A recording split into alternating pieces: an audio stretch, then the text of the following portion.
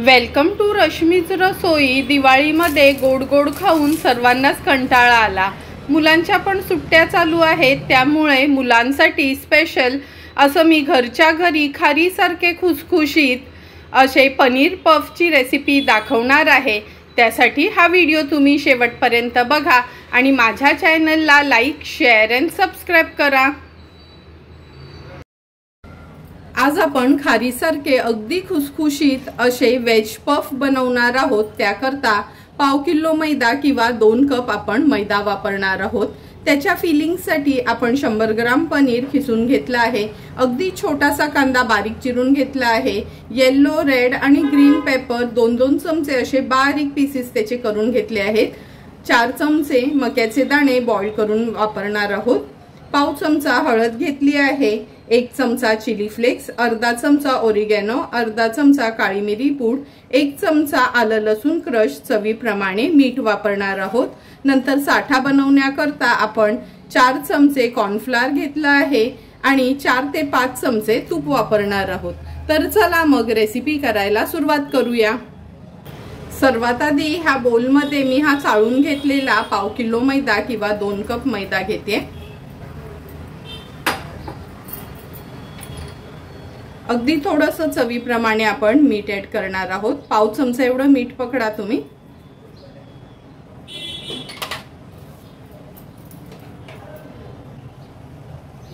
नंतर ह्याच्यामध्ये आपण 4 चमचे तुपाचं मोहन घालणार आहोत।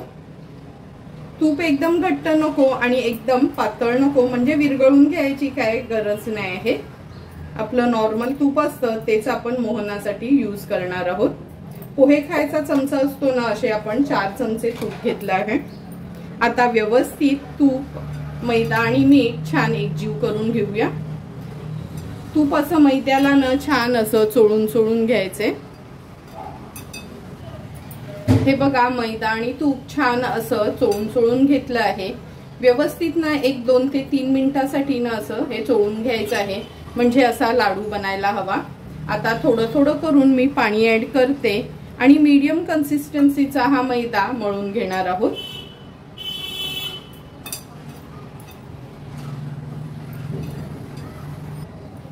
हे बघा, मैद्याचा छान मीडियम कन्सिस्टन्सीचा हा गोळा आपण तयार करून घेतला आहे।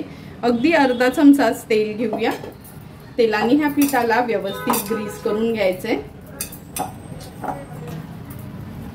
आणि स्टफिंग बनवेपर्यंत आता 10 मिनिटाकरता हे पीठ आपण मुरायला ठेवणार आहोत।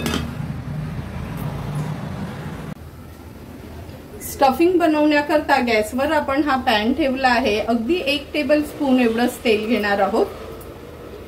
तेल पण गरम झालं आहे। आता आपण ह्याच्यावर 1 चमचा आलं लसूण क्रश घेतला आहे। पेस्ट वापरू नका, नॉर्मली क्रशच वापरा।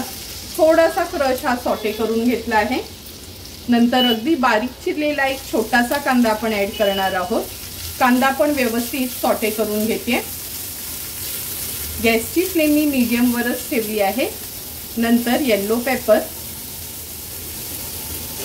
रेड पेपर, आपली हिरवी शिमला मिरची, मक्याचे दाणे व्यवस्थित त्यांना आपण मीडियम फ्लेम वर सॉटे करून घ्यायचंय। लक्षात ठेवा, खूप शिजवायचं नाही आहे ह्याला आपण। मक्याचे दाणे तर मी बॉईल करूनच घेतले आहेत। आता आपण ह्याच्यामध्ये ग्रेट केलेला किंवा खिसलेला पनीर ऍड करतोय। पनीर ऍड केल्यावर पण मीडियम फ्लेम वर ह्याला फक्त परतून घ्यायचं आहे असा।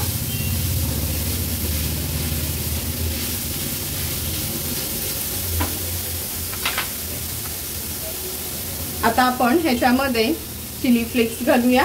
चिली फ्लेक्स नसेल, तुम्ही हिरवी मिरची अगदी बारीक चिरून वापरली तरी चालेल। ऑरिगॅनो, काळी मिरी पूड, एकदम फाईन नको आहे, खलबत्त्यातच क्रश करून घ्यायचं आहे।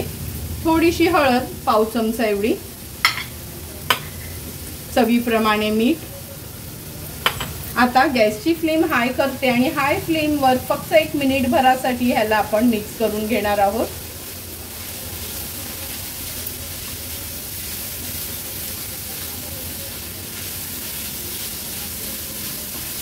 हे बघा, अर्धा ते 1 मिनिट झालं आहे। आपली स्टफिंग अगदी परफेक्टली रेडी झाली आहे। आता ही स्टफिंग एका प्लेटमध्ये काढून घेते म्हणजे थोडी गार होईल।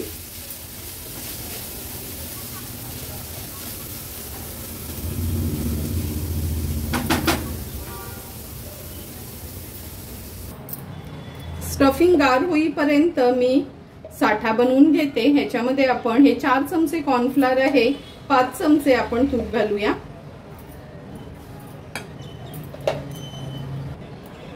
हे बघा आपला साठा पण छान तयार झाला आहे। असा व्यवस्थित न मिक्स करून घ्यायचा आहे, म्हणजे अशी त्याची कन्सिस्टन्सी व्हायला हवी आहे। कमी जास्त तुपाचं प्रमाण लागलं तर तुम्ही घेऊ शकता। फक्त लक्षात ठेवा मेल्ट केलेलं तूप वापरू नका, थोडं पातळच हवं पण विरघळून घ्यायचं नाही। आपला साठा तयार झाला आहे। 10 मिनिटं झालेत। पीठ आपण मुरण्याकरता ठेवलं होतं, आता पीठ व्यवस्थित मळून घ्यायचं आहे। हे बघा अगदी परफेक्ट कन्सिस्टन्सीचं असं हे पीठ झालं आहे, म्हणजे आपण जसं पोळ्यांना वगैरे पीठ मळतो ना सेम तसंच व्यवस्थित मी ह्याला आता मळून घेते। आणि ह्या पिठाचे ना मी 10 गोळे करून घेणार आहे। सेम साइजचेच आपण ह्याचे 10 गोळे बनवून घेऊया।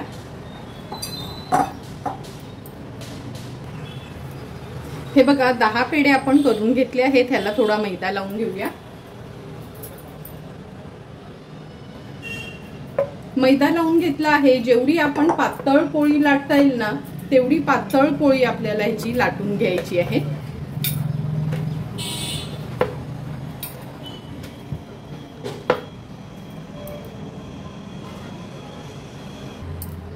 हे बघा एकदम पातळ पोळी अशी लाटून घेतली आहेत। माझी बोटं दिसत आहेत एवढी पातळ पोळी। अशाच एक एक करून सर्व 10 पोळ्या मी लाटून घेते। एक एक करून पूर्ण 10 आपण ह्या पोळ्या लाटून घेतल्या आहेत। आता चला आपण ह्याचे पफ बनवायसाठी सेटिंग करून घेऊया। खारीसारखे पफ बनवण्यासाठी सर्वात आधी ह्या पोळ्यांना आपण सेट करून घेणार आहोत। एक पोळी आपण घेतली आहे इथे, ह्याला व्यवस्थित ह्या साठ्यानी ना असं कोट करून घेऊया। अगदी अलगद हाताने किंवा ब्रशने तुम्ही हा साठा लावून घेऊ शकता।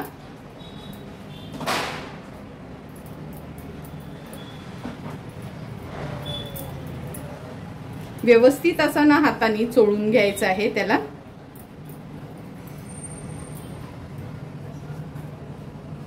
आणि लक्षात ठेवा खूप घट्ट नाही आणि खूप मोकळा मोकळा पण नाही, अगदी अलगदपणे पूर्ण पोळीला हा साठा आपल्याला असा पसरून घ्यायचा आहे। साठा पसरून झाला की ह्याच्यावर थोडासा असा मैदा स्प्रिंकल करूया। नंतर हाताने असा रब करायचा आहे। आता आपण ह्याच्यावर दुसरी पोळी सेट करणार आहोत। अलगद हाताने फक्त थोडासा असा दाब द्यायचा आहे, म्हणजे हवा राहणार नाही म्हणून। पुन्हा ह्याच्यावर मी थोडासा साठा लावून घेते।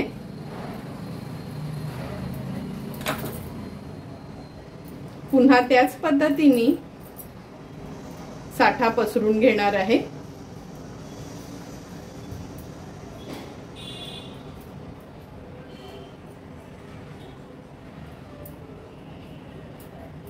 व्यवस्थित असा न पसरून पसरून लावायचं आहे। सेट करून झालं की आपण पुन्हा ह्याच्यावर मैदा घालणार आहोत। अगदी थोडासाच मैदा असा स्प्रिंकल करायचा आहे आपल्याला। अशाच पद्धतीने 5 पोळ्या मी लावून घेते।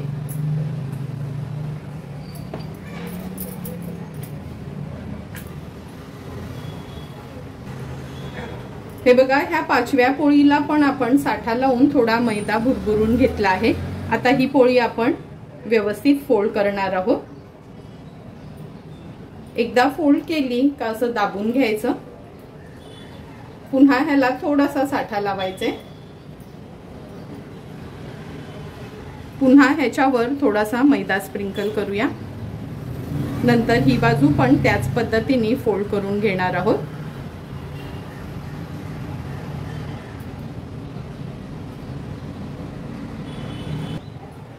हे बघा फोल्ड करून घेतली का पुन्हा असं थोडं दाबायचं आहे। पुन्हा वरती थोडासा साठा लावून घेऊया। पुन्हा ह्याच्यावर थोडासा मैदा स्प्रिंकल करूया। आता ह्याला फोल्ड करणार आहोत आपण। ही बघा, ही लहान बाजू आहे ही आतमध्ये फोल्ड करते, नंतर ही बाजू अशी फोल्ड करून घेतलं का ह्याचा ना आपल्याला असा चौकोनी गोळा तयार करून घ्यायचा आहे। हाताने व्यवस्थित प्रेस करायचा म्हणजे लाटताना हे उघडलं जाणार नाही।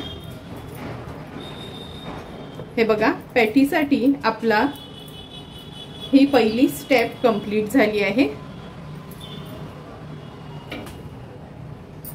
आता ह्याच्यावर थोडासा मैदा स्प्रिंकल करूया।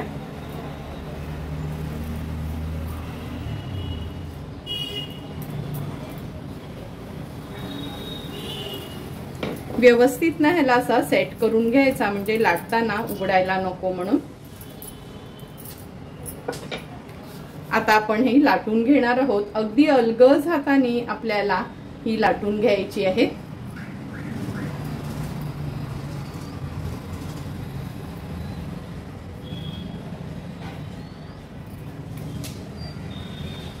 ही बघा, मीडियम कन्सिस्टन्सीची ही पोळी आपण लाटून घेतली आहे। आता ह्याला आपण चौकोनी कट करून घेऊया म्हणजे साइडचे एजेस कापून घेते।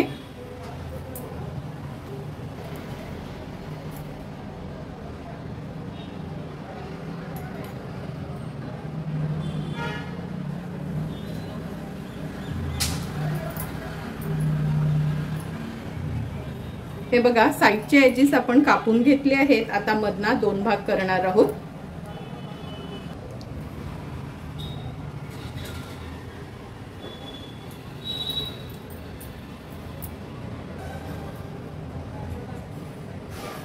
हे बघा, असे आपण ह्याचे 4 भाग करून घेतले आहेत। तुम्ही बघू शकता पारी खूप जाड नाही आणि खूप पातळ नाही। आता ह्याच्यामध्ये स्टफिंग भरून घेऊया। जी पारी आपण कट केलेली ना ही बघा एक घेतली आहे। आता आपण ह्याच्यामध्ये स्टफिंग भरणार आहोत। खूप जास्त स्टफिंग भरायची नाही ह्याच्यात। हे बघा, जवळपास 1 चमचा एवढी स्टफिंग आपण भरली आहे। स्टफिंग भरून झाली की चारी बाजूला व्यवस्थित पाणी लावून घ्यायचंय म्हणजे तळताना हे उघडलं जाणार नाही। आता हे बघा, अशी फक्त ही बंद करायची आपल्याला। बंद केली का पूर्ण असं ना इथून नाही दाबायचं, हे ओपनच ठेवायचं। जिथेपर्यंत आपण फिलिंग भरली आहे ना, हे बघा असं आपण हे दाबून घ्यायचं जिथे फिलिंग आहे ना तिथेच।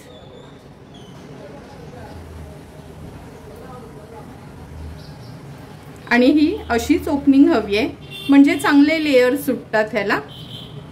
तुम्ही बघू शकता किती सुंदर असा आपला हा पफ तयार झाला आहे।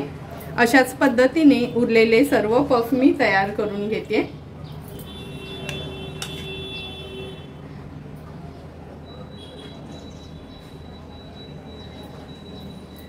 तुम्ही बघू शकता एक एक करून सर्व आपले हे पनीर पफ तयार झाले आहेत। आता ही जी स्टफिंग राहिली आहे ना ही वाया न घालवता तुम्ही ब्रेड मध्ये भरून टोस्ट करू शकता किंवा तुम्ही ह्याचा पनीर कॉर्न पराठा देखील बनवू शकता। तो पण व्हिडिओ मी ऑलरेडी अपलोड केला आहे का पनीर कॉर्न पराठा कसा बनवायचा ते। तर चला मग हे तयार झालेले पफ आता आपण फ्राय करून घेऊया। कढईत मी हे तेल ऑलरेडी गरम करत ठेवलं आहे। चेक करून घेऊया तेल गरम झालं काय। हे बघा, पिठाचा गोळा आपण तेलात घातल्याबरोबर लगेच वर आला नाही म्हणजे आपल्याला अशाच पद्धतीचं तेल हवंय। खूप जास्त गरम झालेलं पण नको आहे। हे पीठ मी काढून घेते।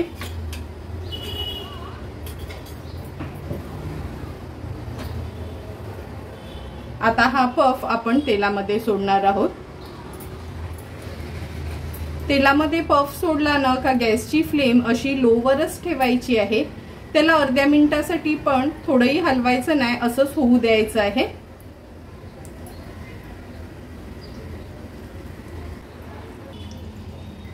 हे बघा, अर्धा मिनिट झाला आहे। आता आपण याला अलगदपणे हलवून घेऊया। मीडियम फ्लेम वरच म्हणजे लो टू मीडियम फ्लेम वर ह्याला लेअर सुटेपर्यंत छान तळून घ्यायचंय। तुमच्याकडे जर ओव्हन असेल ना तर तुम्ही हे ओव्हन मध्ये देखील बेक करू शकता।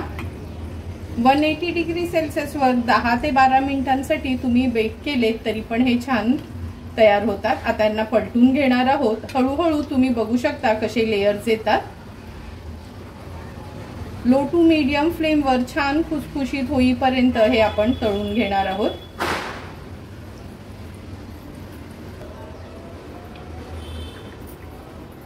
हे बघा छान गोल्डन ब्राउन कलर याला आला आहे। अगदी लो फ्लेमवरच आपण व्यवस्थित हा पनीर पफ तळून घेतला आहे। तेल आता निथळून घ्यायचं आहे। झारा असा थोडासा आडवा पकडायचा आणि व्यवस्थित तेल निथळून घेणार आहोत।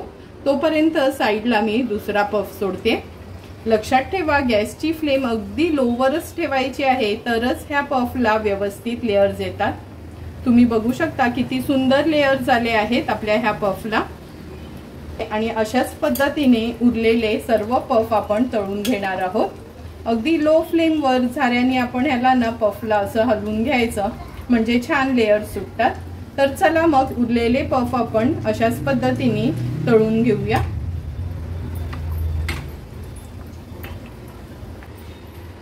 तुम्ही बघू शकता थोडे थोडे करून सर्व आपले हे पनीर पफ तयार झाले आहेत। किती सुंदर लेयर झालेत हे बघा, आणि अगदी खारीसारखे खुसखुशीत झाले आहेत। आता हे आपण काढून घेऊया। थोडंसं तेल निथळलं आणि थोडे गार झाले का आपण सर्विंग प्लेट मध्ये सर्व करणार आहोत।